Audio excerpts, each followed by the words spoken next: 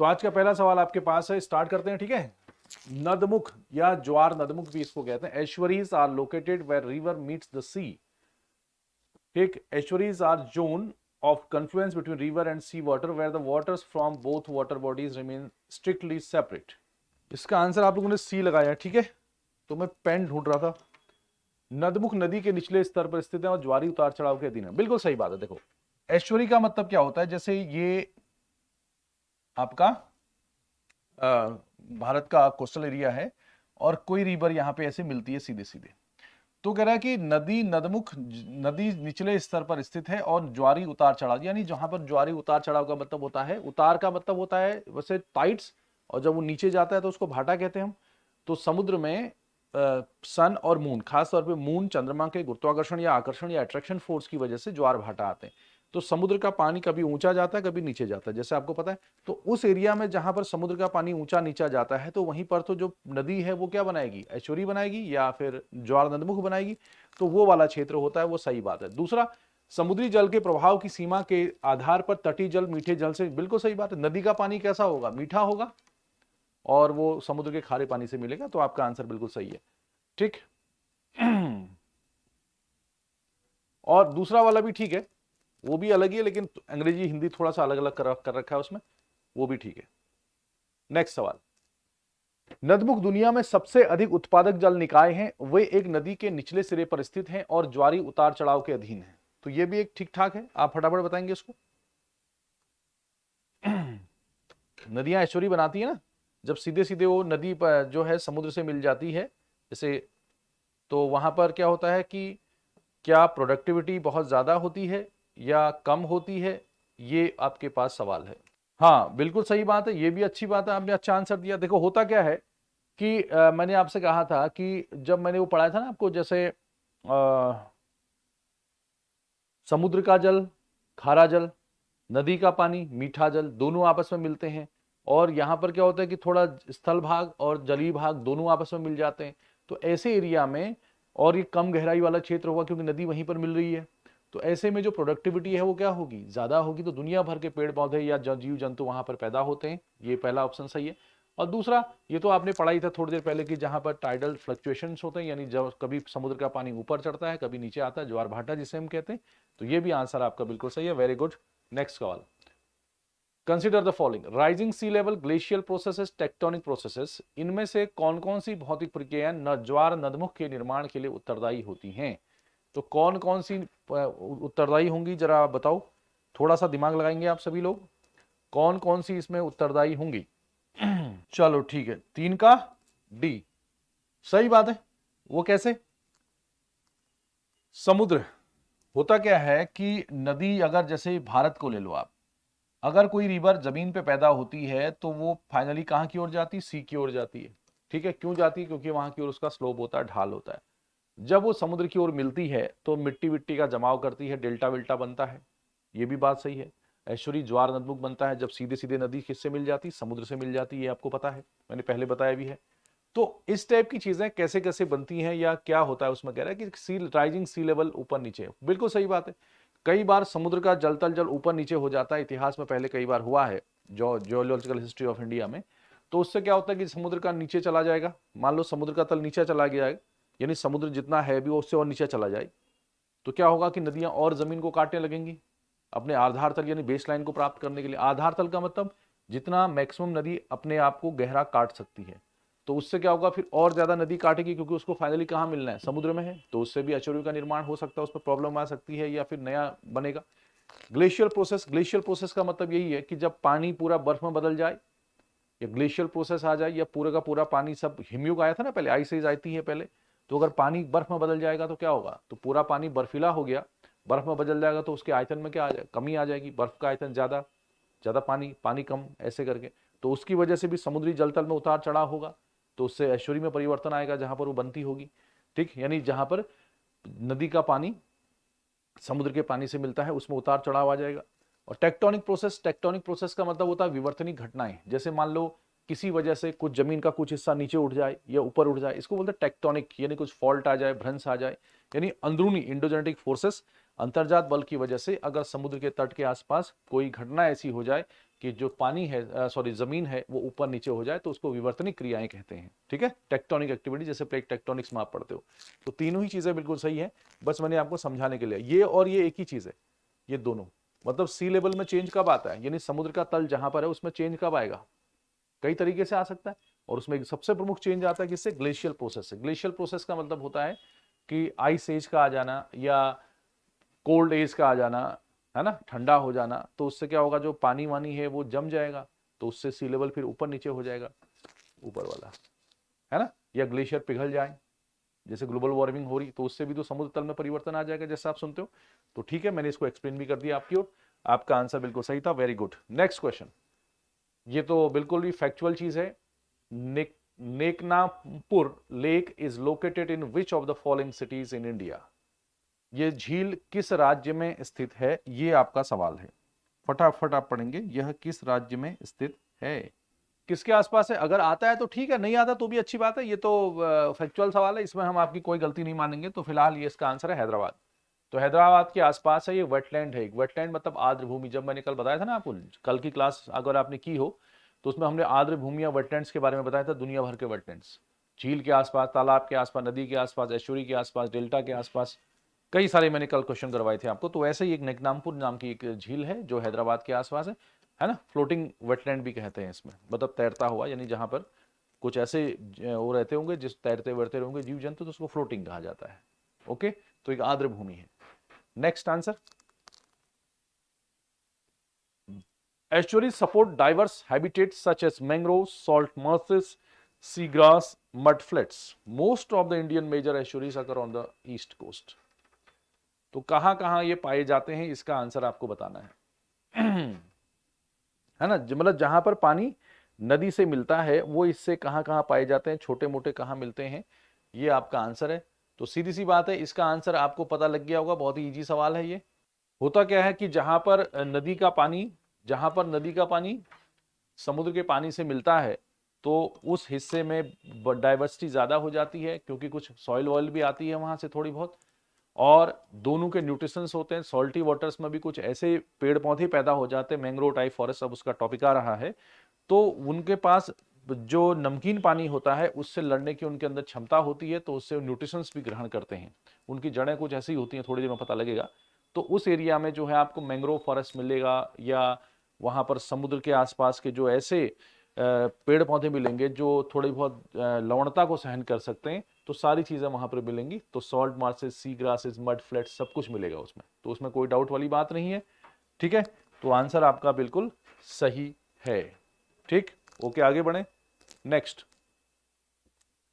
ऐश्वर्य क्या है। Estuary is considered to be healthy in the state. नदमुख कब स्वस्थ अवस्था में माना जाता है। यह कब, मतलब कोई इकोसिस्टम है ऐश्वर्य का, वो कब सही अवस्था में माना जाता है। तो आप पढ़ो उसको, बड़ा अच्छा लिखा है। यह पोषक तत्वों का भंडारण और पुनर्चक्रण करता है और तलछट को रोकता है। It stores the recycles nutritions and traps sediments. क्या ये बात सही है, यानी ये न्यूट्रिशंस को क्या करता है, रिसाइकिल करता है, भंडारण करता है, और जो सेडिमेंट्स हैं उनको नीचे जाने से रोकता है, मतलब गलत तरीके से जो मुंह बंद हो जाए किसी जीव जंतु का, उससे रोकता है। यह तटीय जलग्रहण और समुद्री पर्यावरण के बीच एक अवरोधक बनता है।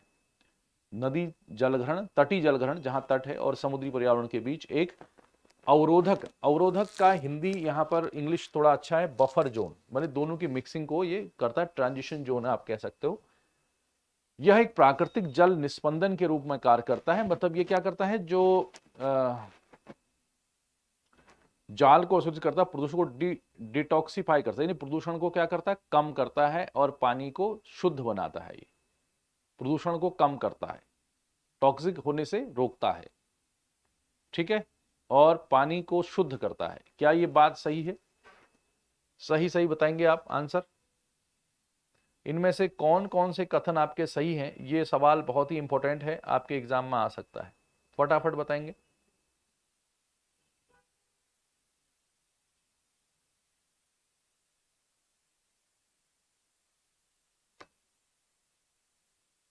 इसका क्या आंसर होना चाहिए वैसे, 6 का सवाल है ना, 6 का डी आंसर आपका आ रहा है। थर्ड में कंफ्यूज्ड है लड़का हमारा ये। कुछ लोग बी भी इसका आंसर दे रहे हैं 1 और 3। देखो सिंपल सी बात है, अवरोध का मतलब आप मैंने क्या कहा, बफर। बफर से मतलब लीजिए, बफर मतलब वैसे एग्जैक्टली उसका अवरोध नहीं है कि बिल्कुल ही रोक देगा, तो कहना क्या चाह रहा है।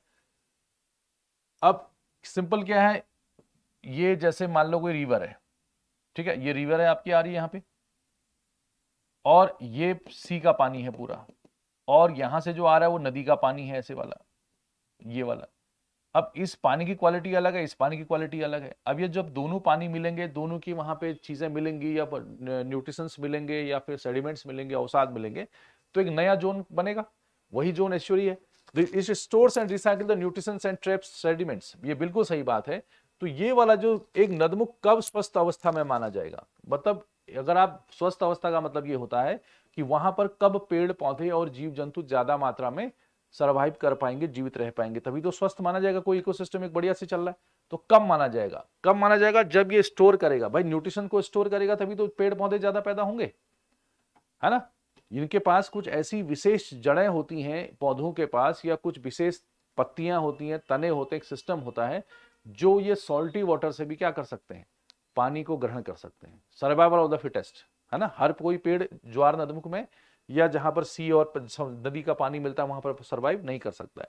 तो ये जब स्टोर करेगा, है ना, और जो अवसाद है उनको ट्रैप करेगा, रोकेगा उनको, मतलब ज्यादा मात्रा में कहीं वो पौधों की जड़ों को या जीव जंतुओं को नुकसान न पहुंचा दे। पूरे का पूरा मिट्टी अगर चला जाएगा किसी के मुंह पे, जीव जंतु के जैसे कोरल्स हैं, प्रवाल हैं, तो मर जाएंगे वो। तो उसको क्या करेगा, ट्रैप करेगा वो। ठीक है, बिल्कुल सही बात है, तलछट को रोकता है। दूसरा, it forms a buffer between the coastal catchments and marine environment. Buffer का मतलब होता है कि दोनों में से ये दोनों का मिक्सचर होगा, दोनों का मिक्सचर होगा तो दोनों को रोकेगा। जैसे बफर स्टेट बोलते हैं ना, जैसे बफर स्टेट आपने सुना होगा नाम, बफर स्टेट, ये पॉलिटी का वर्ड है, वैसे बफर जोन इसमें आता है। तो बफर स्टेट का मतलब नॉर्मली क्या होता है पॉलिटी में, जैसे अफगानिस्तान को गुजरे जमाने में बफर स्टेट कहा जाता था। आपने कभी पढ़ा होगा, अफगानिस्तान जो है ना, आज का अफगानिस्तान, जब ब्रिटिश इंडिया थी इंडिया में 1947 से पहले, तब उसको एक बफर जोन कहा जाता था, बफर स्टेट कहा जाता था। किसके बीच में, बिटवीन ब्रिटिश इंडिया एंड उस जमाने का रशिया, रूस पुराना वाला, यूएसएसआर की बात नहीं कर रहा मैं, ब्रिटिश इंडिया के जमाने का रशिया। ठीक है, तो ये ब्रिटिश इंडिया यानी भारत और पाकिस्तान को मिला के जो सब बनता था ब्रिटिश इंडिया, इंडिया उसमें गुलाम था। तो ब्रिटिश इंडिया और रशिया के बीच में अफगानिस्तान एक क्या था, बफर स्टेट था। बफर स्टेट का मतलब होता है एक अलग सा नॉर्मल सा स्टेट, जो स्टेट मतलब कंट्री है वैसे, जो इन दोनों के बीच जो कन्फ्लिक्ट है, किसके बीच में, रशिया और ब्रिटिश इंडिया के बीच में जो कन्फ्लिक्ट है, जो विवाद है, उस विवाद को क्या कर सके, कम कर सके। जैसे होता क्या है कि ब्रिटिश इंडिया और रशिया की दोनों के आपस में क्या है, प्रतिद्वंदिता है, राइवलरी है। तो दोनों क्या है, एक दूसरे के खिलाफ है। अगर ये दोनों की बाउंड्री एक दूसरे से मिल जाएगी तो क्या होगा, दोनों आपस में लड़ेंगे और नुकसान दोनों को होगा। जब भी दो बड़े जैसे चाइना रशिया आज की डेट में लड़ जाएं तो उससे पूरी दुनिया को खतरा हो सकता है। तो नहीं लड़ते हैं। अब बाकी छोटे मोटे देश लड़ते रहते हैं, आपको पता ही है, लड़ेंगे भी तो दूसरे जोन पे लड़ रहे हैं ना। ऐसे हथियार की लड़ाई रशिया चाइना, रशिया अमेरिका में नहीं हो सकती है, क्योंकि दोनों के तीनों के पास बहुत बड़े बड़े हथियार हैं, तो बड़े लोग नहीं लड़ते। तो ऐसा ही उस जमाने में भी था, रशिया और ब्रिटिश इंडिया दोनों ही खूंखार हुआ करते थे। अब इनके बीच में अफगानिस्तान एक छोटा मोटा देश है, तो अब क्या करेगा, अफगानिस्तान भिड़ रहा था रशिया से। अफगानिस्तान किससे भिड़ रहा था, रशिया से। और कई बार अफगानिस्तान पे चढ़ाई करने की कोशिश किसने की, ब्रिटिश इंडिया ने की। लेकिन इस अफगानिस्तान की वजह से जो दो बड़े देश थे उनको आपस में लड़ने से रोक दिया गया अफगानिस्तान ने। तो उसको कहेंगे बफर स्टेट, यानी दो बड़े स्टेट्स या बड़ी महाशक्तियां जो हैं उनके बीच में एक छोटा, जो उन दोनों बड़ी महाशक्तियों के बीच के कन्फ्लिक्ट को, विवाद को क्या कर सके, कम कर सके। जैसे भूटान को भी कई बार हम इंडिया और चाइना के बीच में बफर स्टेट कह देते हैं, लेकिन वो कोई खास ऐसा नहीं है। अफगानिस्तान बेस्ट था उस जमाने में। तो ब्रिटिश इंडिया ने दिमाग लगाया कि पहले ब्रिटिश इंडिया अफगानिस्तान पे कब्जा करना चाहता था, लेकिन हो नहीं पा रहा था, हालांकि पूरा जोर लगा था तो हो जाता। लेकिन फिर बाद में अफगानिस्तान, ब्रिटिश इंडिया ने देखा कि अफगानिस्तान पे कब्जा करके भी कोई खास फायदा नहीं है, क्योंकि अफगानिस्तान पे अगर हम कब्जा कर देंगे तो फिर उसके बाद हमारी बाउंड्री रशिया से मिलेगी, तो रशिया और हमारे बीच में भी विवाद बढ़ेगा, तो हमारी एनर्जी खाली वेस्ट हो जाएगी। इससे क्या है, अफगानिस्तान को रशिया से लड़ने दो और अपना दिमाग कहीं और लगाओ। तो ब्रिटिशर्स बहुत तेज थे अपने जमाने में, जितने तेज ब्रिटिशर्स थे शायद ही कोई हो उस जमाने में, तभी तो पूरी दुनिया को उन्होंने कब्जा किया, गलत तरीके से कहो या जो भी है, खोपड़ी थी इन लोगों के पास। तो इसको बफर स्टेट कहते हैं। तो वही चीज यहां पे बफर जोन का मतलब यह है कि इसको मान लो आप कौन सा, कोस्टल जोन, इसको मान लो ये मतलब लैंड वाला एरिया, और इसको मान लो आप कौन सा, बिल्कुल जो मरीन वाला होता है, बिल्कुल समुद्री भाग, उसके बीच में हो गया एस्चुअरी। तो कुछ क्वालिटीज की कुछ आपस में इनका क्या होता है, मिलना जुलना होता रहता है, थोड़ा बहुत होगा, इसको कहते हैं। या ऐसे भी मान सकते हो जैसे दो बड़े गुंडे टाइप के लोग हैं, एक की जमीन इतनी है, एक की जमीन इतनी है, और बीच में एक छोटा सा कमजोर आदमी है, इनकी जमीन है। तो कमजोर आदमी की वजह से क्या होगा, दो बड़े पार्टियां आपस में भिड़ने से बच जाएंगी। बफर स्टेट का काम करता है। तो second is right. And third, एक प्राकृतिक जल निस्पंदन के रूप में काम करता है। निस्पंदन का मतलब होता है कि ये जो पोल्यूटेड वाटर होगा उसको ये क्या करेंगे, साफ कर देंगे। यहाँ पर पेड़ पौधे या जीव जंतु कुछ ऐसे होते हैं या कुछ बैक्टीरिया ऐसा जन्म लेगा वहां पे कि पानी को प्यूरिफाई करने की उसकी क्षमता होनी चाहिए। जब वो पानी को साफ करेगा, उसमें न्यूट्रिशंस को बढ़ावा देगा, तभी तो वो क्या होगा, एक considered as a healthy ecosystem, तभी तो उसको एक हम स्वस्थ पारिस्थितिक तंत्र के रूप में जाना जाएगा। क्या मेरी बात समझ में आई सभी को? तो बफर स्टेट आपके समझ में आ गया होगा ना। पॉलिटी में भी कई बार आ सकता है कि what is a buffer state.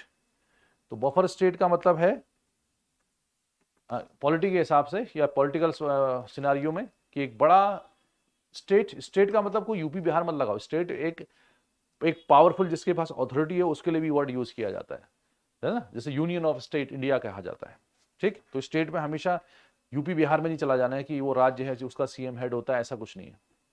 तो मतलब एक जो बड़े दो महाशक्तियां हैं, जो अथॉरिटीज हैं बड़ी वाली पावरफुल हैं, उनके बीच में कन्फ्लिक्ट को जो रोकता है उसको हम क्या कहेंगे, बफर स्टेट कहेंगे। तो आंसर इज डी। बड़ी अच्छी बात है, आपने सही आंसर दिया। Next, mangroves are part of tropical wetland rain forest ecosystem. क्या ये बात सही है? मैंग्रोव उष्णकटिबंधीय आर्द्र भूमि वर्षावन पारिस्थितिक तंत्र का हिस्सा होती हैं। आपको बताना है कि होती हैं कि नहीं होती हैं, ठीक। दूसरा, मैंग्रोव स्थलीय जंगलों और जलीय समुद्री पारिस्थितिक तंत्र के बीच अंतरापृष्ठ के रूप में कार्य करते हैं। बहुत इजी है सवाल, इसका एक्सप्रेशन हमने पहले कर दिया है। वे ऑक्सीजन युक्त जल भराव वाली मिट्टी में उगते हैं। ऑक्सीजन युक्त जल भराव वाली मिट्टी में उगते हैं जिसमें हाइड्रोजन सल्फाइड होता है, ये ध्यान रखना आप। दे ग्रो इन oxygen rich water locked soil. Bharat में उनमें से कुछ को प्रकृति के संरक्षण के लिए IUCN की लाल सूची में सम्मिलित किया गया है। रेड लिस्ट होती ना, जो मतलब IUCN जो इंडेंजर्ड स्पीसीज या कुछ खतरे वाली होती हैं, उनको लाल रेड लिस्ट में घोषित कर दिया जाएगा, इनको बहुत ज्यादा खतरा है। क्या मैंग्रोव के साथ भी ऐसा किया गया है? सी आंसर कैसे हो सकता है इसका बताओ। मतलब ये है कि देखो, mangroves are part of tropical wetland rain forest, ये बिल्कुल सही बात है। देखो होता क्या है, पहला मैंग्रोव्स क्या होते हैं, जैसे गंगा नदी का डेल्टा है या वेस्ट बंगाल है, आप वहां देखते हो, आप बांग्लादेश है, तो आप कहते हो ना कि ये जो गंगा नदी है और ये ब्रह्मपुत्र नदी, इसका डेल्टा यहाँ पे बनता है, तो यहाँ पर पेड़ पौधे पाए जाते हैं जिसको हम सुंदरी फॉरेस्ट कहते हैं, सुंदरवन डेल्टा। मैंग्रोव फॉरेस्ट कहते हैं उनको, क्या बोलते हैं, मैंग्रोव भी कहते हैं, सुंदरी वन भी कहते हैं। तो जो मैंग्रोव फॉरेस्ट है वो कह रहा है कि mangrove are part of tropical wetland rain forest ecosystem. Tropical wetland rain forest ecosystem, तो ट्रॉपिकल वेटलैंड उष्णकटिबंधीय आर्द्र भूमि वर्षावन पारिस्थितिकी का एक क्या है, सिस्टम है। तो ये बिल्कुल सही बात है, ट्रॉपिकल जोन में ही ये पाए जाते हैं, बहुत ठंडी जगह पे नहीं पाए जाते हैं। और वेटलैंड मतलब आर्द्र भूमि जहां पर पानी अक्सर आता रहता है, डेल्टा वेल्टा वाली क्षेत्र, ये बिल्कुल सही बात है पहला वाला, ठीक है, पहला तो ठीक है। दूसरा क्या है, तो पहला तो होना ही चाहिए सभी में, तो पहला तो ठीक है। अब दूसरा, mangrove act N interface between the terrestrial forest and aquatic marine forest. ये बताओ, यह स्थलीय जंगलों और जलीय समुद्री पारिस्थितिक तंत्र के बीच अंतरापृष्ठ के रूप में कार्य करते हैं। ये बताओ इस सवाल में क्या गलती है? इस क्वेश्चन को आप गलत कैसे कर सकते हो? अभी क्या पढ़ा था हमने, बफर स्टेट पढ़ा था कि नहीं पढ़ा था? अभी पढ़ा था मैंने कि स्थलीय और जो प्योर सी है उसके बीच का जोन है ये बफर स्टेट, यही तो बताया था। जैसे ही मैंने कहा था एक ब्रिटिश इंडिया, एक रशिया, दो अलग अलग है, बीच में अफगानिस्तान फंस गया, बफर स्टेट उस जमाने में पॉलिटी के हिसाब से। बट यहां पर जो ये वाला सवाल आपने किया था, it forms a buffer between the coastal catchments and the marine environment, ये भी तो ठीक है। तो यही तो वहां भी कह रहा हो कि जो स्थल के जंगल होते हैं और जो बिल्कुल समुद्र का जो पारिस्थितिकी है उसके बीच का है, ये नहीं है। क्योंकि मैंग्रोव जो डेल्टाई क्षेत्र है वहां पर आपको जमीन का जैसा हिस्सा भी मिलेगा और समुद्र का खारा पानी भी, सॉल्टी वाटर भी वहां पे आता है। दोनों का बीच का बफर जोन या ट्रांजिशन जोन हुआ कि नहीं?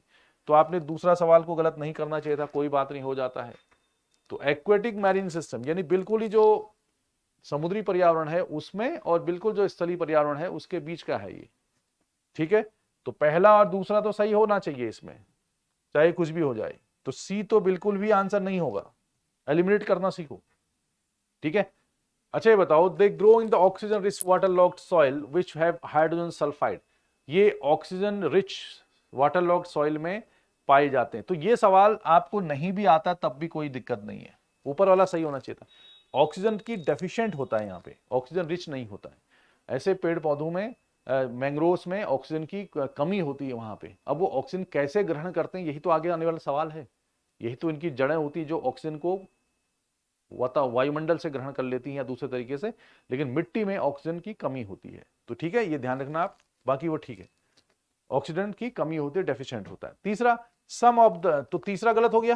तो तीसरा अगर गलत हो गया तो ये नहीं हो सकता है और ये भी नहीं हो सकता है, ऑल अबव भी नहीं हो सकता है। तो आंसर क्या होगा? 1 और 2। आईयूसीएन की लिस्ट में मैंग्रोव को नहीं रखा जाता है, मतलब इतनी भी दिक्कत नहीं है मैंग्रोव्स को कि ये आईयूसीएन की रेड डाटा या रेड लिस्ट में चले जाएं, ठीक है। तो ये आपका सवाल है, तो आंसर इसका बी होगा। क्या मेरी बात समझ में आई सभी को? क्लियर है? ओके,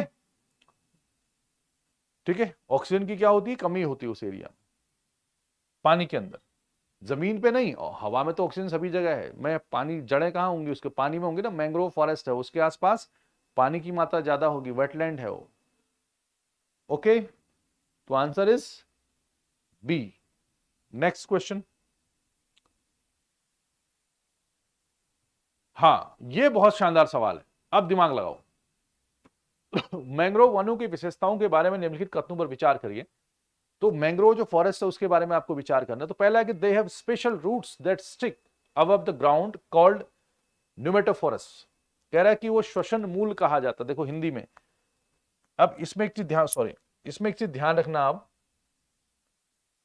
श्वसन मूल लिखा है इसमें, तो कोई जरूरी नहीं है कि जब आप यूपीएससी का एग्जाम देने जाओ वो भी श्वसन मूल ही लिखे। वो इसको श्वसन मूल को ये न्यूमेटोफोरस कहा जाता है। तो उस वर्ड को याद रखना ज्यादा जरूरी है, ठीक है। क्या ऐसा होता है? इनकी जड़ों को, झुकी हुई जड़ें मैंग्रोव पौधों को भौतिक सहारा देती हैं। वे प्रजनन की जीवंतता प्रदर्शित करते हैं। They exhibit viviparity mode of reproduction. अब ये सवाल आपको आता है तो ठीक है। आप ये इसमें बताओ मुझे आप कि इसमें से कौन कौन सा ऑप्शन स्टेटमेंट सही हो सकता है। पूरे पे मत जाओ क्योंकि ये वर्ड तो आपने सुना भी नहीं है। आपने ये सुना है और ये भी आप देख सकते हो, तो आप ये बताओ कि कौन सा स्टेटमेंट आपको ठीक लग रहा है 1 2 3 में से। फिजिकल सहारा नहीं देती हैं, इसका आंसर सी होना चाहिए भाई साहब। एक और टी ठीक लग रहा है। ओके ओके ओके, देखते हैं आपका कौन सा है। देखो क्या है, पहला वाला सही होना चाहिए, नहीं होना चाहिए? मैंने क्या पूछा आपसे? मैंने अभी थोड़ी देर पहले क्या कहा था, स्टेटमेंट दिया था ये वाला। देखो लिखा करो, आंसर लिखने की कोशिश जरूर किया करो, नहीं भूल जाओगे। मैंने इसमें क्या कहा था, ये वाला ऑक्सीजन की कमी होती है। मैंने उसमें कहा था ना कि उसमें यहाँ की जो मिट्टियां इट्टियां होती हैं, पानी वानी बहुत ज्यादा है, फ्लड व्लड ज्यादा है, तो ऐसे में ऑक्सीजन की कमी होती है। तो ऑक्सीजन वहां पे कम होता है, ठीक, उस एरिया में। तो ऑक्सीजन जब कम होता है, ऑक्सीजन की कमी होती है, तो कहीं ना कहीं से जुगाड़ करेंगे ना ये। तो कहीं ना कहीं से क्या करते हैं, जुगाड़ करते हैं। तो ये क्वालिटी इनकी जड़ों में पाई जाती है। तो इन ये क्वालिटी, ये जुगाड़ वाली जो ऑक्सीजन की जुगाड़ करने की वाली क्वालिटी है, इनकी जड़ों में, इनकी रूट्स में पाई जाती है। तो तब तो ये वर्ड ठीक हो गया ना फिर। दे हैव स्पेशल रूट्स, उनकी जड़ें कुछ खास होती हैं जो श्वसन मूलक होती हैं। तो पहला तो स्टेटमेंट क्या लग रहा है आपको? आपने कभी नहीं भी सुना है, लेकिन आपने पुराने वाले क्वेश्चन को देख के आप सेकंड आंसर सही कर सकते हो। तो बिल्कुल समझते, न्यूमेटोफोरस ऐसे जड़ें होती हैं जो, ऐसे सोच लो आप, मतलब अभी मेरे पास वो गूगल में सर्च नहीं हो पा रहा है ये। जैसे ऐसे सोचो, ये पानी है, ये पानी वाला एरिया है और पानी भी है, जमीन भी है इसमें, ठीक है, ये है। अब इस पे क्या होता है, मान लो कोई पेड़ पैदा हो गया, ये मैंग्रोव फॉरेस्ट है, सपोज ये मैंग्रोव फॉरेस्ट है ना, ये मैंग्रोव फॉरेस्ट है, ये इसकी तना है, इसका ऊपर का हिस्सा है, मैंग्रोव फॉरेस्ट ऐसे है। अब इसकी जड़ें जो होती हैं जमीन से बाहर निकली हुई होती हैं। इसकी जड़ें कुछ ऐसे, जड़ें ऐसी तो होंगी लेकिन ये कुछ ऐसी होती हैं, ये अगर आप मैंग्रोव सर्च करोगे, आप क्या करना, क्लास के बाद मैंग्रोव फॉरेस्ट को आप सर्च करना, या इसको करना सर्च, निमेटोफॉरस रूट्स को आप सर्च करोगे, तो जमीन जो होगा, जमीन में पानी भी होगा, तो ऐसी होती इनकी जड़ें, ये इस टाइप से नीचे भी हैं और जड़ें बाहर निकली होती हैं। जनरली आपने देखा होगा ना, पेड़ पौधों की जड़ें जमीन के अंदर होती हैं, इनकी जड़ें बाहर को निकली होती हैं ऐसे ऐसे। तो ऐसे में क्या होता है कि जब कभी फ्लड आ जाता है या कभी सेडिमेंट्स आ गया, बहुत ज्यादा मिट्टी विट्टी आटा, वाटर लॉगिंग हो गई, तो इनकी जड़ें उससे बाहर रहती हैं। तो वो जड़ें जो होती हैं एनवायरमेंट से ऑक्सीजन के हिसाब से अपने आप को एडजस्ट करते, तभी उसको कहा गया श्वसन मूलक जड़ कहा गया है, निमेटोफोरस। मेरी बात समझ में? तो इस टाइप की जड़ें होती हैं। अच्छा, क्लियर हो गया?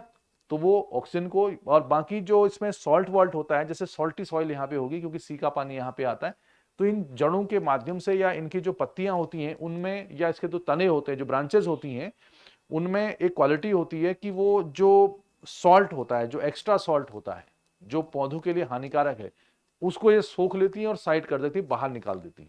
सर्वाइवल ऑफ द फिटेस्ट, यानी ऐसा नहीं कि इनको नमक खाने का बहुत शौक होता है, तो नमक इनके अंदर का चला गया, सॉल्ट भी, तो उसको बाहर एक्सट्रैक्ट करने की उनकी क्षमता होती है। जैसे हमारे पे किडनी का काम क्या होता है, अगर हमारे पास किडनी ना हो तो जो वेस्ट पदार्थ है जिनको हम खा रहे हैं, कई चीजों को, जैसे हम बहुत सारी चीजें खाते हैं, तो हमारे लिए कुछ जो एसेंशियल होती हैं वो हमारे ब्लड में मिलती है, हमें एनर्जी देती है, ऑक्सीजन के थ्रू जाता है सारा माल, ये आपको पता है। लेकिन जो उसके बाद जो खराबी है, जो आप टॉयलेट के फॉर्म में बाहर करते हो, जो वेस्ट है, उसके लिए किडनी काम करती है ना। तो इनकी जो जड़ें होती हैं, इनके जो पत्तियां होती हैं, इनके जो ब्रांचेस, तने होते हैं, वो जस्ट लाइक किडनी की तरह काम करते हैं। तो जितना भी इसमें अननेसेसरी प्रोडक्ट होगा वो सब बाहर निकाल दिया जाता है ना। तो श्वसन मूलक जड़ भी कहा जाता है इसको, जो ऑक्सीजन को मेंटेन रखते हैं। और दूसरा, ये इस टाइप से जड़ें होंगी तो stilt roots provide physical support to the mangrove plants. अब देखो दूसरा गलत है जिसने कहा, देखो ध्यान दो, एलिमिनेशन पावर लाओ। अगर आपने पहला वाला सही लगाया तो दूसरा भी तो सही हो ही जाएगा। ये पहला जहां वहां दूसरा है, सॉरी इस पे तो नहीं है, हाँ ये हो सकता है, मैं कंफ्यूज कर गया। तो है ना, तो प्रोवाइड क्या करते हैं, फिजिकल सपोर्ट देगा, वैसी जड़ें होंगी तो फिजिकल सपोर्ट तो देगा ही। और तीसरा, द एग्जिबिट विविफरिटी और मोड ऑफ रिप्रोडक्शन। इसका मतलब क्या होता है, देखो ये प्रजनन की जीवंतता प्रदर्शित करते हैं। इसमें क्या होता है, अब ये बड़ा खतरनाक है, विविपोरस भी कहते हैं इसको, विविपैरिटी भी कहते हैं, ये वाला वर्ड आप समझना, मैंग्रोव की खासियत क्या है। अब ये बताओ, ध्यान से देखना, ये सवाल आएगा एग्जाम में, ऐसे सवाल आते हैं यूपीएससी में, थोड़ा डेप्थ में पूछता हूं। अगर ये जड़ें ये हैं और ये नीचे पानी भी है और ये मिट्टी भी है, ठीक है। अब नॉर्मली पौधे कहां पैदा होते हैं ये बताओ। नॉर्मली जो हमारे यहाँ पौधे होते हैं स्थल भाग में, हमारे यहाँ तो जमीन के अंदर डालते हो ना पानी को, सॉरी जड़ों को, उसको बीज को। तो जैसे हम लोग क्या करते हैं, ये जमीन है, तो आपने अगर पेड़, किसी पेड़ पौधों को अगर बनाना है तो आप क्या करते हो, जो छोटे वो सीड्स होते हैं उसको अंदर डाल देते हो, आप ऐसे खोदते हो, यहाँ डाल देते हो ऐसे, ये फिर ये धीरे धीरे क्या होते हैं, अपने आप बढ़ते हैं और आगे ऐसे पेड़ पौधे पैदा हो जाते हैं। तो नॉर्मल यही होता है हमारे यहाँ। तो मतलब जमीन के अंदर क्या होता है, बीज डाले जाते हैं, आपको पता ही है कैसे खेती होती है। लेकिन क्या यही प्रोसेस यहां भी हो सकती है? मैंग्रोव फॉरेस्ट है, नेचुरल है, हमने नहीं पैदा किया उसको। अगर यहां पर छोटो सोचो कि ये एक पेड़ तो बड़ हुआ है, दूसरा पेड़, अब नए पेड़ पैदा कैसे होंगे? तो नए पेड़ पैदा होने के लिए क्या है, ये तो नेचुरल है, तो अपने आप ही पैदा होना चाहिए इनको। लेकिन ये बताओ, जैसे इसकी जड़ें इतनी खतरनाक हैं, न्यूमेटोफोरस, ये क्यों, ये खतरनाक मतलब बढ़िया क्यों है? क्योंकि ये बड़ा बड़ा पैदा हो गया, तो इसलिए सर्वाइव कर गया, तो इसकी जड़ें हो गई और धीरे धीरे इसने ऑक्सीजन से लड़ना या जो सॉल्टी वाटर से लड़ना इसने सीख लिया है। लेकिन जो नया है, नया बीज है जिसको पैदा होना है अभी, या बीज ही नहीं बना है, जिसको पैदा होना है, भ्रूण है, जो एम्ब्रियो है, जो पैदा होना है, तो वो कैसे पैदा होगा? यानी इनकी ग्रोथ ही नहीं होगी। अगर हम कहें कि ये भी ऐसे ही पैदा हो जाएंगे जैसे ये पैदा हो रहे हैं, तो यहां पर तो सॉल्ट की मात्रा बहुत ज्यादा है, यहां पर ऑक्सीजन भी कमी है, तो ऐसे में इस वाले सरफेस पे क्या ये नए मैंग्रोव पैदा हो पाएंगे, नए पेड़ पैदा हो जाएंगे? नहीं पैदा होंगे। तो इनकी एक खासियत होती है। इनकी खासियत क्या होती है, इन बीजों की, जो है ये पौधे बन जाते हैं बाद में, इनकी खासियत ये होती है कि ये काफी हद तक पेड़ों का जो ब्रांचेज है, तने होते हैं, वहां पे पैदा होते हैं। मतलब बड़ा अच्छा इंटरेस्टिंग है, इंसानों के जैसा ही है। मतलब क्या है कि जैसे किसी को पैदा होना है, मान लो पेड़ का तना है, तो इसमें ही, यहीं पर, ये मान लो एक बीज है, ये एक सीड है, तो वहीं पैदा होगा, वो वहां पे पैदा होगा, बड़ा भी हो रहा है वहां पे। यानी वो स्टार्टिंग में खुराक किससे ले रहा है? स्टार्टिंग में खुराक वो इस पेड़ से ले रहा है, जिससे वो पैदा हो रहा है उससे वो खुराक ले रहा है। वो कह रहा है मैं यहीं पैदा होऊंगा, मैं नीचे नहीं जाऊंगा, पानी में नीचे जाऊंगा तो मैं मर जाऊंगा क्योंकि वहां सॉल्ट ज्यादा है, वहां ऑक्सीजन की कमी है। वो कह रहा है मैं ऊपर ही ऊपर मजा लूंगा।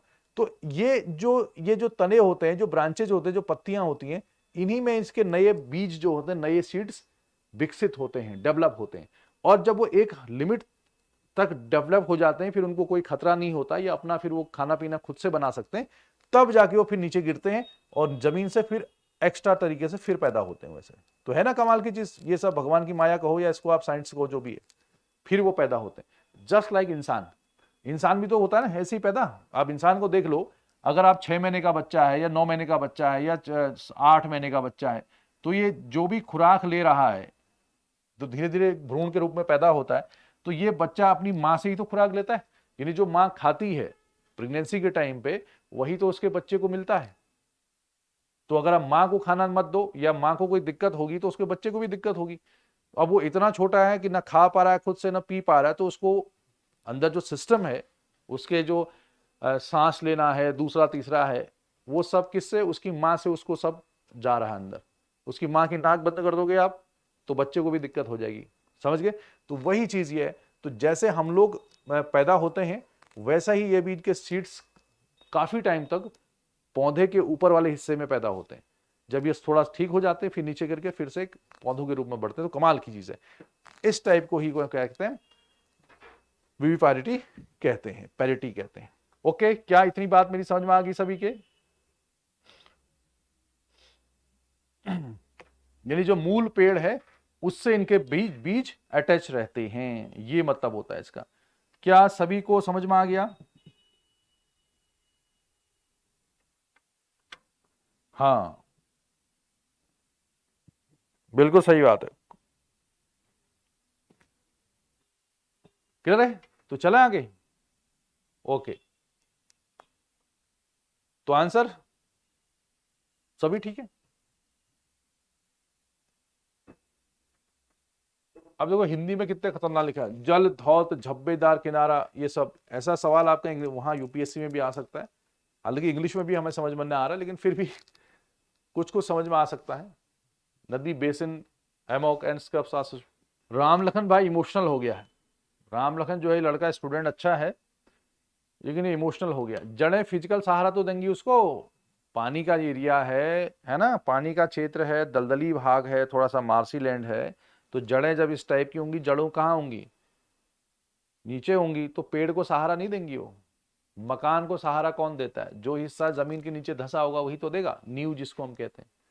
तो वैसे ही नहीं, अगर आपको किसी चीज को टिकाना है तो जड़ ही तो उसको सहारा देंगी। वहां पे तूफान आते हैं, तेज हवा चलती है, चक्रवात आता है, पानी की लहरें बहुत तेज होती हैं, कभी कभी बाढ़ आ जाती है, तो उससे पौधों को कौन बचाएगा, जो जड़ें ऐसे टाइप की होंगी। ठीक है, ओके, तो आगे बढ़े फिर। हाँ बिल्कुल सही बात है, मैंग्रोव फॉरेस्ट। चलिए, हाँ दोनों ही काम करती है। अरे कोई इंसान दो काम कर सकता है कि नहीं कर सकता, ये बताओ।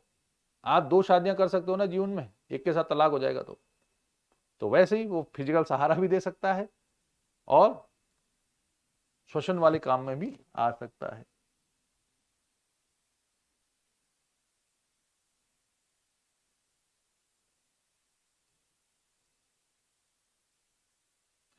अरे भाई न्यूमेटोफोरस क्या है, एक जड़ है वो।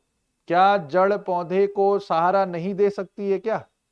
दूसरा वो श्वसन का काम, दो काम वो नहीं कर सकती क्या, ये बताओ। जड़ अगर पौधे को सहारा नहीं देगी तो कौन देगी? पत्तियां देंगी, जो हवा में ब्रांचेस तैर रही वो देंगी। कॉमन सेंस है, अगर किसी से भी पूछ दोगे कि पेड़ को सहारा कौन देता है, कॉमन सेंस जड़ ही देती है। किसी भी अनपढ़ आदमी से पूछ लो आप, वो जड़ ही देगी। बस वहां की जड़ें पानी से जो ऊपर निकली होती हैं तो वो एक काम और कर लेती हैं, वो श्वसन वाला जो हिस्सा है उसको भी कर लेती हैं, तो न्यूमेटोफोरस बोल देते हैं उसको। कॉमन सेंस है यार, इतना सी बात है, इसमें कौन सा क्या है। चलो आगे, होता है कभी कभी हो जाता है, इमोशनल हो जाते हैं। चलो, mangroves are found in tropical and sub tropical sheltered coastline. Mangrove केवल उष्ण कटिबंधीय और उपोष्ण कटिबंधीय आश्रित समुद्र तटों में पाए जाते हैं। मतलब जो गर्म और थोड़ा सा कम गर्म, ठीक ठाक है, मतलब ठंडा वाले इलाके में नहीं, तटीय क्षेत्रों में पाए जाते हैं।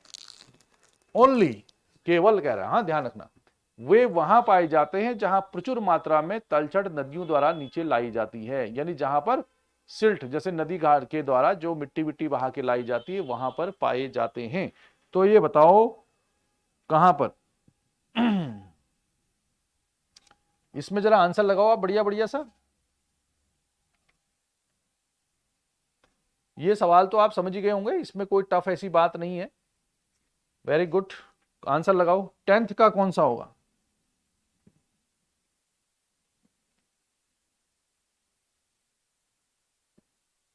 टेंथ का बी। बी कैसे हो सकता है भाई? अभी अभी बताया था मैंने, भारत में पाया जाता है ये कोस्टल। तो जहां भी tropical and sub tropical, sub tropical क्या होता है? लगता है आपने सब ट्रॉपिकल नहीं पढ़ा है, कॉमन सेंस की बात है। ये क्या है? विषुवत रेखा। तो विषुवत रेखा से कुछ ऊपर और कुछ नीचे, जिसे कर्क और मकर रेखा कहते हैं। ट्रॉपिक ऑफ कैंसर और ट्रॉपिक ऑफ कैप्रिकॉन, यहां तक सन की सनरेज वर्टिकल होती है, लंबवत होती है, कर्क रेखा मकर रेखा। इसी जोन को हम उष्णकटिबंधीय क्षेत्र कहते हैं। ठीक है, ये तो पता ही है। इससे थोड़ा सा ऊपर लगभग 30 डिग्री चले जाओ, थोड़ा सा नीचे चले जाओ 30 डिग्री, ये मैंने सारा पढ़ाया हुआ पुरानी क्लासेस में, तो उसको हम उपोष्ण कटिबंधीय कह देंगे। क्या कह देंगे? उपोष्ण। तो इसमें क्या गलत है बताओ? उष्ण और उपोष्ण कटिबंधीय भागों में ये पाए जाते हैं। तो ये सवाल जो है सब ट्रॉपिकल में पाए जाते हैं, बिल्कुल सही है। इस बार आपने दिमाग लगाया कि ओनली लिखा है तो इसलिए गलत हो सकता है, कोई बात नहीं, कभी कभी होता है, लेकिन आपने दिल से आंसर दिया, अच्छी बात है। दूसरा, जहां पर क्या होगा, मिट्टी विट्टी आएगी, सिल्ट विल्ट आता है, जैसे गंगा नदी का डेल्टा है ना, तो वहां पर आपको ये सब मैंग्रोव फॉरेस्ट मिलेंगे। तो इसका आंसर सी होगा। गुड, लेकिन आपकी कोई गलती नहीं है इसमें, आप थोड़ा सा कंफ्यूज करके, ठीक है। तो मैंग्रोव किस समस्या को दूर करने के लिए श्वसन मूल अंधा जड़ें अभिभूत करता है? अंधा जड़ें, देखो श्वसन मूल यहां पे क्या लिख दिया इसने, अंधा जड़ें लिख दिया, यहां श्वसन मूल लिख दिया, लेकिन इंग्लिश में न्यूमेटोफोरेसी होगा। ये क्या काम करता है बताओ फटाफट, ये आंसर तो आपका आना चाहिए फटाफट।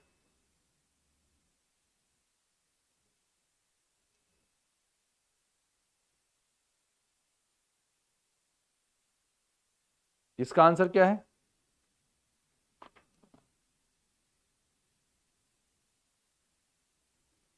11वां सवाल है, 11वें का हिमांशु दे रहे हैं आंसर डी। क्या डी ही होगा आंसर, क्या कुछ और होगा? प्रियंका का ए आ रहा है, अमित का डी आ रहा है, शैलेंद्र डी है इसमें। और बताओ, और बताओ।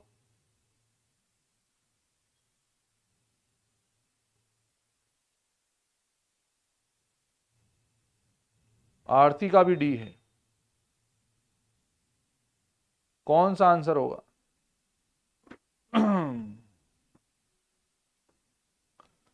एक्सेप्ट एजुकेशन नहीं समझे, इसका मतलब आप लेट आए हो इसीलिए नहीं समझो मेरे भाई। आप टाइम से आओ, आप समझ जाओगे, गारंटी के साथ मैं कह रहा हूं। राम लखन का भी आंसर ए है। क्या हो गया आज राम लखन भाई, ऐसा कैसे हो गया? और ए प्रियंका का भी आंसर ए है। अभी अभी हमने क्या पढ़ाया था? न्यूमेटोफोरस किसके काम आते हैं? श्वसन मूल है वो। ऑक्सीजन की कमी होती है ना वहां पे, तो ऑक्सीजन को क्या करने के, ठीक ठाक बैलेंस करने के काम। तो डी आंसर होगा उसका, उसमें क्या दिक्कत है? एनारोबिक सॉइल कंडीशन का मतलब क्या हुआ? जहां पर अवायु जीव का, इसका मतलब होता है, एनारोबिक का मतलब होता है जहां पर ऑक्सीजन क्या हो, कम हो, जहां पे ऑक्सीजन कम हो, ये वाला होगा। क्योंकि अभी हमने सवाल किए थे ना, देखो कहां पे होता है कभी कभी कंफ्यूजन। ये दे grow in the oxygen rich, मैंने कहा था ना ऑक्सीजन रिच नहीं होती, ऑक्सीजन क्या होती, कमी, कमी होती है। उसी ऑक्सीजन की कमी की भरपाई के लिए यहां पर जो जड़ें होती हैं वो कौन सी होती है? न्यूमेटोफोरस होता है। ठीक है, तो न्यूमेटोफोरस श्वसन मूल लिखा भी है उसने, कहां लिखा है? श्वसन मूल, श्वसन मतलब ऐसे करने के लिए। और जहां तक सेलेनिटी की बात है, सेलेनिटी उसकी पेड़ की पत्तियों के द्वारा, टहनियों के द्वारा उसमें या टिश्यूज में वो चले जाती है, उसको बाहर निकालते हैं फिर उसके बाद। ठीक है, ये है। तो मेनली क्या है? श्वसन मूल वाला। ठीक, आगे बढ़े।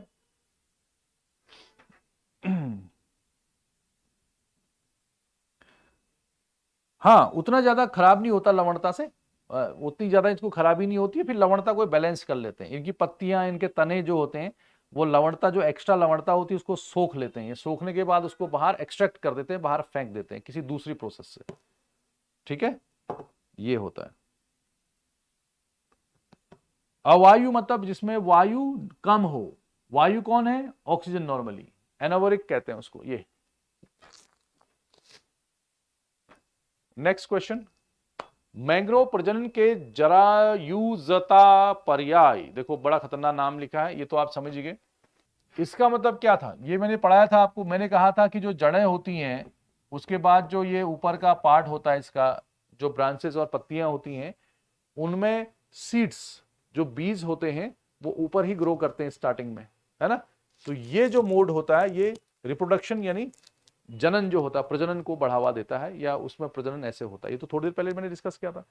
और मैंने क्या कहा था ये मैंग्रोव की छज्जा, जो पत्तियां वत्तियां होती हैं, मोटी होती हैं, जो नमक स्रावित करने वाली ग्रंथियां होती हैं। मैंने क्या कहा था अभी थोड़ी देर पहले, ज्यादा अगर सॉल्ट है, या सॉल्ट बेकार वाला सॉल्ट है, जैसे हमारे यहाँ किडनी होती है, तो एक्स्ट्रा सॉल्ट को वो बाहर निकाल देती है। पत्तियां हैं, टहनियां हैं, टिश्यूज हैं उसमें, वही वाला जो मैंने बताया था उसमें ये। तो न्यूमेटोफोरस मेनली श्वसन वाला होता है, बाकी काम पत्ती वत्तियों का होता है। क्लियर हो गया? तो ये है, C is right answer. Okay, next, Sundarban के मैंग्रोव रॉयल बंगाल टाइगर और एक सींग वाले गैंडे के लिए प्रसिद्ध है। The mangroves of Sundarbans are famous for royal Bengal tiger and one horn rhino. गैंडा जो होता है, क्या ये बात सही है? भितरकनिका के मैंग्रोव खारे जल के मगरमच्छ के लिए एक प्रमुख निवास स्थान है। ऐसे सवाल आपके यूपीएससी में बहुत ही जबरदस्त तरीके से पूछे जाते हैं, आपको ये आंसर देना है इसका। सुंदरवंश के आसपास, देखो इसमें थोड़ा सा कंफ्यूजिंग है सवाल। दूसरा वाला तो सही है, सेकंड वाला ऑप्शन तो सही है, लेकिन जब आप गौर से इसको देखोगे तो जैसे रॉयल वो एक सिंग वाला गैंडा है, ये मेनली असम के आप काजीरंगा नेशनल पार्क में ज्यादातर आप देखते हो, मानस वानस के आसपास देखते हो। लेकिन अगर आप बाकी और जगह पे भी देखोगे तो वहां पर आपको ये मिलेगा कि जो सुंदरवन डेल्टा है उसमें तो बहुत ज्यादा ये नहीं ही पाया जाता है वन हॉर्न वाला। हाँ, बंगाल टाइगर वहां पे पाया जाता है। तो आप इसमें ज्यादातर आप दो आंसर ज्यादा सही लगा सकते हो इसका। ओके, जैसा कि आपने लगाया है। तो आगे बढ़ा जाए, ठीक है। Corals have symbiotic relationship with zooxanthellae. The tissues of corals are of different colors. ये है। और तीसरा है सॉरी, जंतु शैवाल के लिए एक घर और कार्बन डाइऑक्साइड प्रदान करते हैं। कौन कौन सा इसमें आंसर सही होगा बताओ? इसका कौन कौन सा आंसर सही होगा? देखो मैं बता देता हूं आपको। देखो, सिम्बायोटिक यानी सहजीवी संबंध क्या होता है, इसको ऐसे समझो, सिम्बायोटिक रिलेशन, जैसे ये आप हो, ठीक है, और ये आपका मकान मालिक है। मकान मालिक भाई साहब ये हैं आपके, खतरनाक इंसान है ये, मतलब ये मूछा मूछा है इनकी जो भी है, ये आप हो। तो आप मकान मालिक को क्या देते हो? पैसा, रेंट देते हो। और मकान मालिक आपको क्या देता है? शेल्टर, आवास, रहने के लिए घर देता है। तो आपको ये शेल्टर देता है, आवास देता है। तो दोनों के बीच में हेल्दी रिलेशन है, ठीक है। वैसा ही क्या होता है, कोरल्स जो जीव हैं, यानी प्रवाल, प्रवाल और शैवाल, एल्गी जिसे हम कहते हैं, कौन सा? कोरल्स और एल्गी के बीच में, एल्गी मतलब क्या होता है? शैवाल, उसके बीच में एक सहजीवी संबंध होता है। शैवाल और किसके बीच में? एल्गी के बीच में एक सहजीवी संबंध होता है, शैवाल। तो कोरल्स जीव है, एल्गी पौधा। तो ये क्या करता है? फोटोसिंथेसिस करता है। कौन? ये पौधा फोटोसिंथेसिस करेगा, प्रकाश संश्लेषण करेगा, उसके बाद खाना बनाएगा। तो खाना यानी फूड यानी न्यूट्रिशन यानी एनर्जी, ये किसको देगा? कोरल्स को देगा, प्रवाल। और प्रवाल इसको क्या देता है बदले में? इसको आवास प्रदान करता है, सहारा देता है ना, सहारा देता है। और बदले में कार्बन डाइऑक्साइड वो होगा ना, वो ऑक्सीजन लेगा, वो कार्बन डाइऑक्साइड ले लेगा। तो ये, तो इनका भी आपस में रिलेशन चलता रहता है। तो खाना कौन बना रहा है? शैवाल बना रहा है। उस खाने के से जो खाना बनाने से फोटोसिंथेसिस जो होता है, उससे ग्लूकोज मिलेगा या न्यूट्रिशंस मिलेंगे, उसको कोरल्स खाएगा। और कोरल उसको क्या देगा? सहारा देता है, शेल्टर देता है। एज ए मकान मालिक उसको घर देता है, वो उसको पैसा देता है। तो ये एक सिम्बायोटिक रिलेशन है बिटवीन कोरल्स एंड एल्गीज। तो बिल्कुल सही बात है। और उस शैवाल का नाम होता है जूजेंथली, इसको याद करना जरूरी है। जूजेंथली लिखा है उसने, लेकिन एल्गी का नाम नहीं लिखा है। तो जूजेंथली यहाँ पे क्या है? एल्गी है। ठीक है, ये बिल्कुल। Tissues of corals are different colours. देखो कोरल्स के जो टिश्यूज होते हैं, देखो देखा होगा आपने, प्रवाल में सबसे ज्यादा विविधता होती है। प्रवाल जो होते हैं कोरल्स, उसमें सबसे ज्यादा डाइवर्सिटी होती है।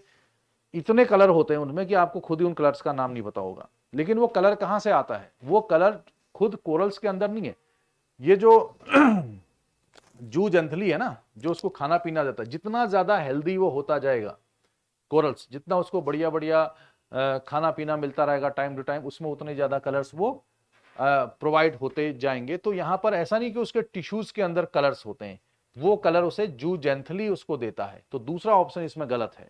ठीक है, डिफरेंट कलर्स, ऐसा नहीं होता है कि डिफरेंट कलर्स का होता है। वो अगर प्रवाल और इसके बीच में संबंध क्या हो जाए, खराब हो जाए, यानी एल्गी इसके लिए खाना न दे और ये इसको शेल्टर न दे, टॉक्सिक कंडीशंस हो जाए, जैसे ग्लोबल वार्मिंग से या टेम्परेचर के बढ़ने से हो जाती है, तो प्रवाल सफेद रंग के हो जाते हैं, कलरलेस हो जाते हैं, यानी बिना एल्गी के प्रवाल का कलर व्हाइट हो जाएगा। उसी को हम बोलते हैं कोरल ब्लीचिंग। मतलब ये जो सिम्बायोटिक रिलेशन है इन दोनों के बीच में, सहजीवी संबंध, वो उसको एनर्जी दे रहा है, वो उसको घर दे रहा है, कार्बन डाइऑक्साइड दे रहा है, अगर उसमें व्यवधान हो जाएगा तो सहजीवी संबंध टूट जाएगा। जैसे अगर आप मकान मालिक और आपके बीच में संबंध टूट गया तो आप न तो उसके कमरे में जा पाओगे, ना उसको रेंट मिलेगा। तो ऐसे में आपका जो स्किन का कलर है, या आप थोड़े फीके फीके हो सकते हो, नहाओगे धोगे नहीं बिना कमरे के, तो वैसे ही कोरल्स भी थोड़े से व्हाइट कलर के हो जाते हैं, which is called coral bleaching, प्रवाल विरंजन कहते हैं उसको। तो कलर उस पे आता है सहजीवी संबंध से, जब वो आपस में हेल्दी काम करते हैं, कोरल्स एंड और एल्गी, इससे नहीं कि उसके अंदर ही होता है। Polyps provide home and carbon dioxide for the algae, बिल्कुल सही बात है। तो आंसर इज 1 और 3, सी इसका आंसर होगा। तो सिम्बायोटिक रिलेशन आप समझ गए? हाँ बिल्कुल सही बात है, राम का आंसर बिल्कुल सही है यहाँ पे। सी आंसर इसका होगा, शेल्टर देता है, रेंट देता है। ओके, तो आगे बढ़े। तो ये होता है सिम्बायोटिक रिलेशन। तो लिख लेना है सभी चीजें, तो सारी चीजें आप लिखेंगे तभी आपके समझ में आएगा। Next question, both hard and soft corals build reefs. ये कोरल ब्लीचिंग में पढ़ते हो आप, या कोरल रीफ्स जब हम पढ़ते हैं, प्रवाल की चट्टानें। प्रवाल एक छोटा छोटा एनिमल है, एक के बाद एक वो जमा होते जाते हैं स्केलेटन से, कंकाल से उनके बड़े बड़े रीफ्स बनते जाते हैं। मैंने पढ़ाया भी था पहले आपको। प्रवाल भित्तियों के निर्माण प्रवाल भित्तियों के निर्माता छोटे जानवर हैं जिन्हें पॉलिप्स कहा जाता है। अब प्रवाल भित्तियां क्या होती हैं, उसमें उनका जो निर्माण होता है वो पॉलिप्स से होता है, छोटे छोटे जीव से। Soft corals are flexible organism then resembling plants and trees. नरम प्रवाल लचीले जीव होते हैं जो अक्सर पौधे और पेड़ों से मिलते जुलते होते हैं। प्रवाल लचीले जीव होते हैं जो अक्सर पौधों और पेड़ों से मिलते जुलते हैं। Corals are flexible organism often resembling plants and trees. तो बताओ, ये सवाल थोड़ा सा टफ है, लेकिन कोशिश आप करें, नहीं कोशिश होती है तो मैं बता दूंगा आपको, कोई दिक्कत वाली बात नहीं है। चलो मैं बता देता हूं, जो भी था मुझे याद है वो। देखो कोरल्स क्या होते हैं, ये सी है ना। अब इसमें छोटे छोटे जीव रहते हैं, छोटे छोटे एनिमल्स, इसको हम कहते हैं पॉलिप्स। क्या बोलते हैं? पॉलिप्स। तो वो जो पॉलिप्स होते हैं, वो दूसरा तीसरा स्टेटमेंट और जो बाकी वाला सही था इसमें, पहला वाला गलत था, जो भी आपके पास हो। तो ये होते हैं छोटे छोटे पॉलिप्स यानी कोरल्स। अब ये रहते हैं किसके साथ? एल्गी के साथ। एल्गी पेड़ पौधे होते हैं, ऐसे रहते हैं। सिम्बायोटिक रिलेशन, सहजीवी संबंध, मैंने आपको बताया था क्या होता है, उसके साथ ही रहते हैं। अब इनके पास ये जो खाना वाना बनता है, इसको फोटोसिंथेसिस यानी प्रकाश संश्लेषण की वजह से, तो इनके पास ये जो कोरल्स होते हैं, इनमें कैल्शियम कार्बोनेट की मात्रा बहुत ज्यादा हो जाती है। यानी इनका जो स्केलेटन है ना, ये जो इनका स्केलेटन है, जो इनका कंकाल है, उसमें कैल्शियम चूने की मात्रा ज्यादा हो जाती है। तो फिर ये मरेंगे भी तो। जब ये मरते हैं तो इनके वहां जलाने दफनाने की व्यवस्था ऐसी कुछ है नहीं, तो ये धीरे धीरे एक के ऊपर एक जमा होने लग जाते हैं ऐसे। तो एक स्केलेटन से एक चट्टाने बनती है, फिजिकल केमिकल रिएक्शन होता है। इन्हीं चट्टानों को हम कहते हैं कोरल रीफ, प्रवाल भित्तियां। यानी अगर आपसे पूछा जाए कि कोरल रीफ्स या प्रवाल के द्वारा बनने वाली चट्टानें किस जानवर से बनती हैं, तो आप कहेंगे पॉलिप्स और कोरल से बनती है, प्रवाल से, जो शैवाल के साथ रहते हैं एज ए सिम्बायोटिक रिलेशन, सहजीवी संबंध। वो क्या होता है, अभी थोड़ी देर में पहले मैंने बताया था आपको। तो ये है। अब वो पूछ रहा था आपसे कि क्या कोरल रीफ्स यानी प्रवाल भित्तियां या प्रवाल की चट्टानें जो कैल्शियम कार्बोनेट यानी चूने से बनी होती हैं, उनके कंकाल से बनी होती है, एक के ऊपर जमा होने से, क्या वो दोनों सॉफ्ट कोरल्स और हार्ड कोरल्स, क्या दोनों से बनेंगी? ये पहला स्टेटमेंट था, सॉफ्ट और हार्ड से दोनों से बनेंगे। आंसर नहीं, सिर्फ हार्ड कोरल्स ही जो है ये कोरल रीफ्स बनाते हैं, क्योंकि इसमें कैल्शियम कार्बोनेट की मात्रा ज्यादा होती, इसमें वो बात नहीं होती सॉफ्ट में। तो पहला ऑप्शन आपका गलत है। ओनली हार्ड कोरल्स जो लिखा था ना, हार्ड मतलब जिसमें कैल्शियम कार्बोनेट थोड़ा सा ज्यादा मात्रा में निकलता है, उसके वो हार्ड कोरल्स। तो सीधी सी बात है, तो हार्ड कोरल्स जो होगा वही जो कैल्शियम कार्बोनेट को बाहर निकालते हैं, जो फेंकते हैं, या जिनमें कैल्शियम कार्बोनेट पाया जाता है, वो क्रिएट हार्ड ड्यूरेबल, काफी लंबे समय तक जो चल सके उस टाइप की वो कंकाल को बनाते हैं। उन्हीं कंकाल के आपस में जमने से, एक दूसरे के ऊपर जमा होने से कोरल रीफ्स बनते हैं। क्लियर हो गया? तो answer not soft only hard corals. ठीक हो गया। और बाकी सिम्बायोटिक रिलेशन में रहते हैं, वो भी ठीक था, और बाकी तीनों जो नीचे नीचे वाले थे वो सब सही थे। ठीक, तो आंसर ठीक हो गया आपका। आगे का सवाल ये भी ठीक है। प्रवाल एक सहजीवी जूछंथली सूक्ष्मदर्शी शैवाल के साथ रह जाए, प्रवाल तो क्या बोलते हैं इसको? अभी तो पढ़ाया था। प्रवाल और शैवाल एक साथ रहते तो कौन सा संबंध कहेंगे उसको? सहजीवी संबंध, परजीवी संबंध, सहभोजवाद और पारिस्थितिकीवाद। ये तो पढ़ाया था मैंने आपको। इसका आंसर बताओ जल्दी, फटाफट आंसर दीजिए आप। हाँ, तो फटाफट आंसर दो यार, अभी तो पढ़ाया था ये, इसको तो देखते ही सही हो जाना चाहिए। अगर सिम्बायोटिक पढ़ाने के बाद भी अगर किसी को इस सवाल में कंफ्यूजन हो रहा है तो इसका मतलब उसका दिमाग उसके काबू में नहीं है, वो बाहर जा रहा है दिमाग कहीं। Control wild emotions. अगला सवाल, coral reefs are found in tropical और उसमें tropical, sub tropical water and colder regions. हाँ, कुछ प्रवाल नीचे क्षेत्रों में भी पाए जाते हैं। प्रवाल के छल्ले जो एटॉल बनाते हैं समुद्र के बीच में संरक्षित लेगून बनाते हैं। प्रवाल के छल्ले जो एटॉल बनाते हैं समुद्र के बीच में छल्ले बनाते हैं। झालरदार भित्तियों को समुद्र तट के गहरे व्यापक लेगून द्वारा अलग किया जाता है। Fringing reefs are separated from the, देखो मैं बता देता हूं इसको क्या है। ये कह रहा है कि पाए जाते हैं, ये बात बिल्कुल सही है। कुछ ठंडे जगह पे भी प्रवाल पाए जाते हैं, ये बात भी बिल्कुल ठीक है। ठीक है, कुछ ठंडी जगहों पर भी प्रवाल पाए जाते हैं, इसमें कोई डाउट नहीं है। दूसरा सवाल है, the rings are coral that make up atolls. Atoll क्या होता है? देखो मैं आपको बता देता हूं। जैसे ये समुद्र है, ये सारे आंसर मैं फटाफट बता देता हूं आपको। जैसे ये मान लो सी है और ये तट है, ये कोस्ट है। अगर कोई प्रवाल भित्ति, यानी जो प्रवाल भित्ति का मतलब क्या है, जो प्रवाल की चट्टाने हैं वो अगर तट से जुड़ी हुई है, तटी प्रवाल भित्ति, यानी प्रवाल यानी कंकाल की चट्टाने जो हैं या कोरल्स की जो स्केल्टन से बना है, अगर वो इससे चिपका हुआ है, ऐसे लगभग चिपका हुआ है, बीच में छोटी मोटी झील हो सकती है, ना के बराबर हो, तो इसको कहते हैं तटी प्रवाल भित्ति, यानी फ्रिंजिंग रीफ कहते हैं इसको। तटी प्रवाल भित्ति या फ्रिंजिंग रीफ कहा जाता है उसको। तो fringing reefs are separated from the coastline by a deeper wider lagoons. Lagoon का मतलब कल भी परसों भी बताया था, लेगून मतलब जैसे ये कोस्टल लाइन है, कोस्ट के पास जो झीलें बनती हैं समुद्र के कटाव जमाव की वजह से, कुछ जमा हो गया कुछ कट गया, तो इसका कुछ हिस्सा सी से मिला होता है, तो कोस्ट एरिया में उसको हम लेगून कहते हैं। लेकिन मैंने आपसे कहा जो तट से सटी हुई भित्ति होती है, अगर बीच में कुछ थोड़ी बहुत मात्रा में झील मिल भी गई, यानी कोस्ट कोरल रीफ्स का मतलब हार्ड सरफेस है ना। अब जैसे ये मेरा कोस्टल एरिया है, मान लो ये तट है, ये जमीन है, और यहां से कोरल रीफ बन रही है, कोरल रीफ बनने वाली है, ये इससे सटी हुई होगी। बीच में हो सकता है कहीं पर पानी रुक गया तो उसको झील कहेंगे। छोटी मोटी लेगून हो सकती है, लेकिन बड़ी और गहरी लेगून नहीं होती है, पहली बात। तो ये ऑप्शन इसका गलत हो जाएगा। फ्रिंजिंग रिफ्स, तटी प्रवाल भित्ति जो होती है वो सटी हुई होती है, इसके बीच में लेगून थोड़ी बहुत हो सकती है, लेकिन डीपर और वाइडर नहीं होती है। डीपर और वाइडर किसमें होती है? जिसको हम बैरियर रिफ्स कहते हैं, अवरोधक प्रवाल भित्ति। अवरोधक प्रवाल भित्ति कैसे बनेगी? जैसे ये है और ये समुद्र का पानी है, और कुछ प्रवाल भित्तियां यानी एक के ऊपर प्रवाल जमा हुए, और वो कुछ तट से दूर, जैसे ग्रेट बैरियर रीफ आप सुनते हो, तो ये प्रवाल भित्ति बन गई और इसके बीच में ये पानी भर गया, तो ये जो पानी भर गया इसको हम लेगून कहेंगे। क्या कहेंगे इसको? लेगून। तो डीपर और वाइडर बनती है बैरियर रीफ यानी अवरोधक प्रवाल भित्ति और तट के बीच में। तटी प्रवाल भित्ति तो तट से सटी होगी तो उसमें नहीं बनेगी, बनेगी भी तो बहुत छोटी बनेगी। ठीक है। और एटॉल्स का मतलब क्या होता है? जैसे ये तट है, ये समुद्र है इसमें, तो तटी प्रवाल भित्तियां क्या बनती हैं? सॉरी, ये एटॉल्स। एटॉल्स मतलब रिंग, घोड़े की नाल की जैसे कहते हैं इसको।